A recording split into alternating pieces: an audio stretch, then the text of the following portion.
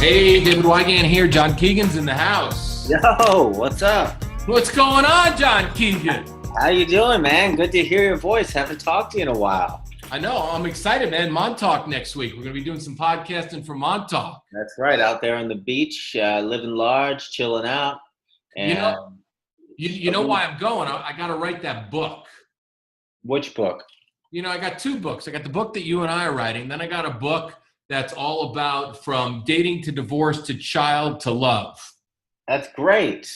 Yeah, you know, it's going to be divorce from child to love. Well, it's going to be kind of it's going to be a novel. Remember Neil Strauss's book and the way he wrote about how that fucking phenomenal book he wrote about his relationship and how he almost lost it, right? That was such a good book. So it kind of inspired me because I really want to get to, you know me, I've wanted to write a novel for so long, like a really good years romance. You've been talking about it.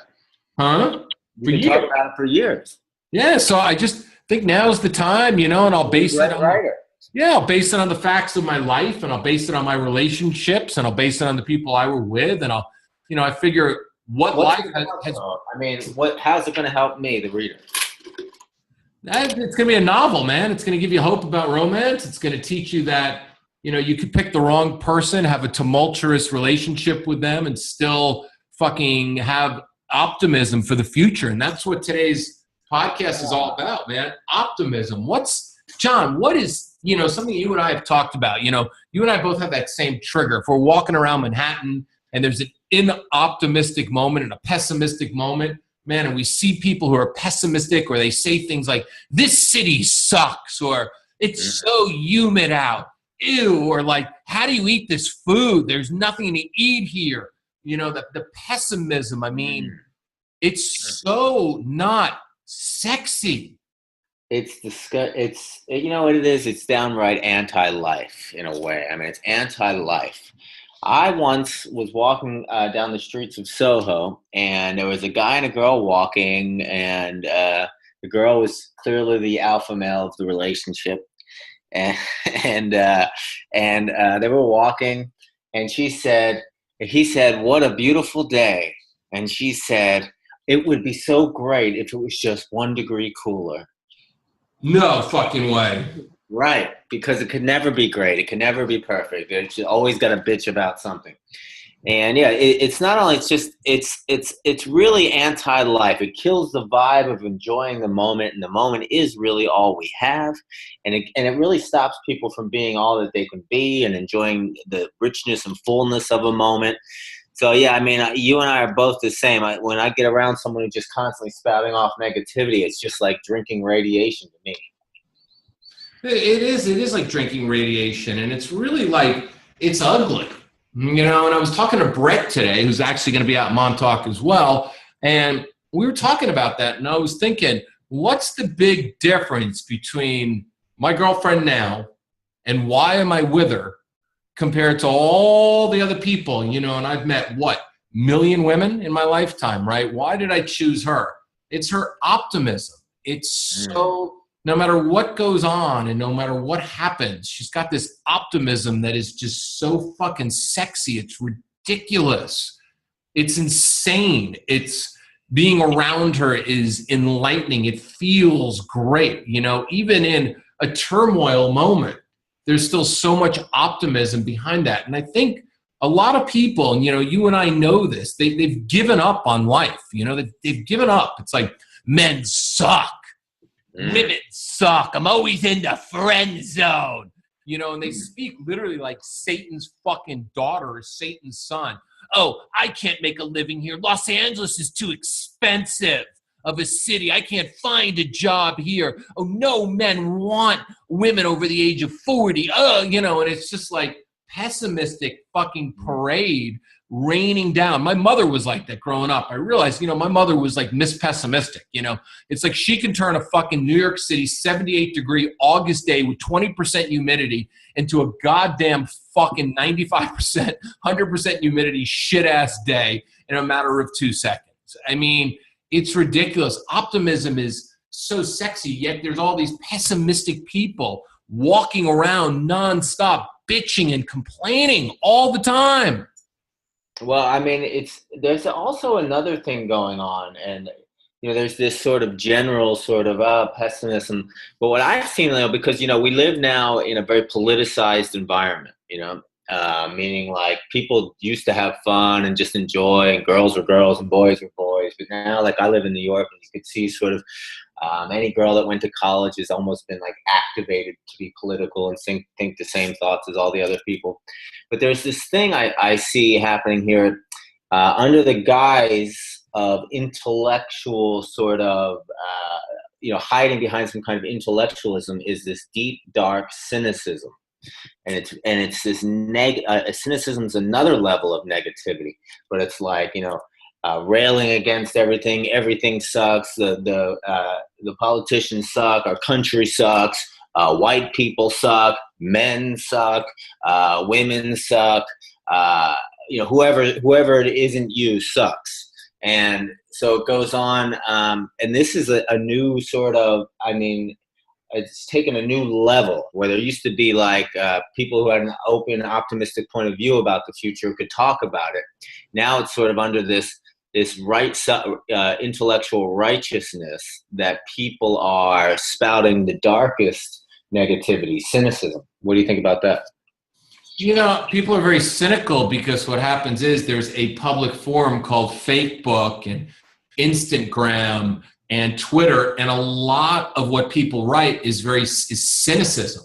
Because if you think about it, Negative Larry and Negative Susie are two favorite people who would date together. They'd sit around, eat a bunch of Doritos, gain lots of weight, be negative together, and no one would seem to give a fuck anymore. But now all the negative energy is spewed all over the place. How many people go, oh, my French fries were cold. I'm going to write a negative review on Yelp. I'm going to get that restaurant owner. I'm going to fuck him over, Yeah, I've seen it. I've seen this over and over. Like people who just get a little bit of a following on one of these things, YouTube or this or that.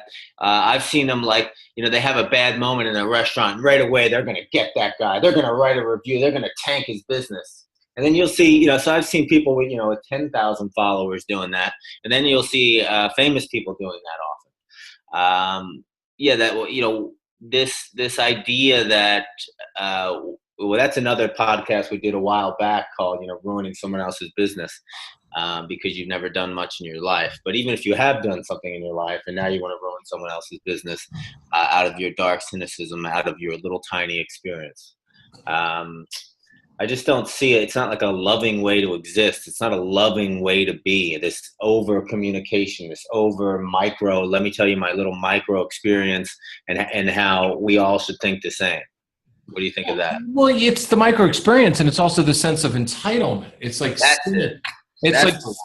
cynics are fucking have the sense of entitlement. They have the sense of entitlement to other people's money.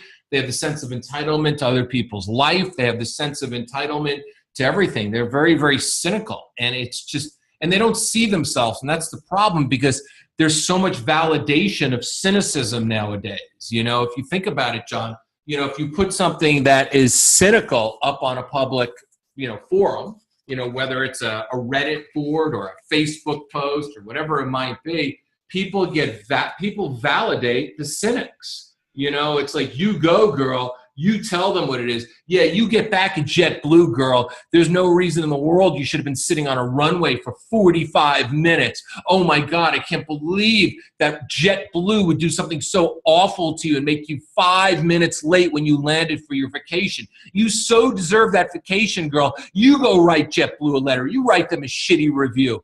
This is what people feel the need for. They feel the need to be cynical because they're being validated. It's almost Pavlovian, it's like we've become Pavlov's dog. So all behavior is now being rewarded. Whether you're an asshole, you'll find people to reward you. Whether you're nice, you'll find people to reward you. Whether you're part of the I hate my ex-husband club, I'm going to go get him for all his money, you'll find people that will fucking literally what? Pavlovian go, you do it, girl. You deserve that. Don't even get me started on that shit with every girl. The level of narcissism that's taken over in this world now with the Instagram and the Facebook, it's like no matter what the girl posts, you're so beautiful, you're so amazing, oh my God. It's just so sickening. I've seen girls now, like I can't go food shopping without these girls it's all the same picture. It's always they purse their lips like they're one of these Kardashians. Yes. They pick up a box of fucking Wheaties. This is literally, I mean, a Whole Foods picks up some cereal. She does that stupid motherfucking look where she puts her with the vacant, vapid eyes, purses her lips, and then takes it over and over, takes the exact right selfie to post on her Instagram and get the 40 guys in Iran to respond and say, "Oh my God, I'll fly you here," whatever the fuck's happening, right? I don't know. I mean, I just got tired of all that stuff. Like, is there a way to just not? Now I'm being cynical. Is there a way not to be on all this stuff, or do we have to all be a part of it? No, it's not. We're not being cynical. We're just calling it out. You don't validate the cynics. You know, it used to be that the cynics now, a lot of them don't even get therapy. They don't even feel like they need it. You know, you'll date a cynic or a narcissist, and you'll say, you know, you could really use some therapy. Oh, no, I don't. You're the only one that thinks that. I posted this and talked to my friends, and they all thought that you were the fucked up one. I mean, yeah, of course. Think about not seeing, especially with women. I mean, guys in general will tell a dude how it is. I found they'll just tell you what's up. Hey, bro, you're actually wrong, or you know, you might want to rethink the way you see it. But I've often seen it over and over. Girls really are not good friends of their friend. They just think they should be there to support them no matter what. And that's why a lot of girls go running rampant and kind of like burning relationships up, and, you know, especially walking away because it's so easy with, you know, when they have, you know, their 5,000 followers on Instagram or whatever, you know, all these people validating them over and over and over. It's so easy just to go, and then their friends, and then the girl like gets into a fight with her boyfriend or an argument where maybe the girl really, you know, played a big part. And then she just blames it on the guy, and the girl's like, yeah, he's an asshole. You're right. Leave. And I hear this all the time. And it's like, because as a coach, you have to go through and say, well, wait a minute. Let's see it from another perspective. Maybe there's some other perspective here. And I find a lot of women don't really challenge their girlfriend's story on the fight. No, they never do. And you and I challenge each other all the time. If I see you spiraling out, you see me spiraling out, or you're dating somebody that's not right for you, I'll be like, fuck that, John. This woman doesn't deserve you. Why are you doing this to yourself? Why you know, it's like we challenge instead of going, oh yeah, you did it all right. You know, or like, you shouldn't do this, or why did you do that? That's what men do. But there are women that do that too if they have real friendships. But the problem is, you know, life is just a mirror. Narcissists attract other narcissists, and they sit there and they mentally masturbate together and give each other illusions of life. Anyway, man, let's come back tomorrow with more self-help that doesn't suck, because we can go on and on about the validation of the cynics, because that's what we're fucking getting 24/7. So hopefully people learn something, John. What do you think? Well, I feel like I mean, I would love to have the next podcast that we do together be about something that we could talk about, like Instagram and Facebook. And is there a way to live a happy life and a productive life and make a lot of money without being hooked on these fucking things? You know, let's talk about that tomorrow. John Keegan will be back in the house tomorrow. Spread the love. 10-minute daily reality check. We will fucking see you tomorrow, Sunday, to talk all about happy and healthy without social media. Yes.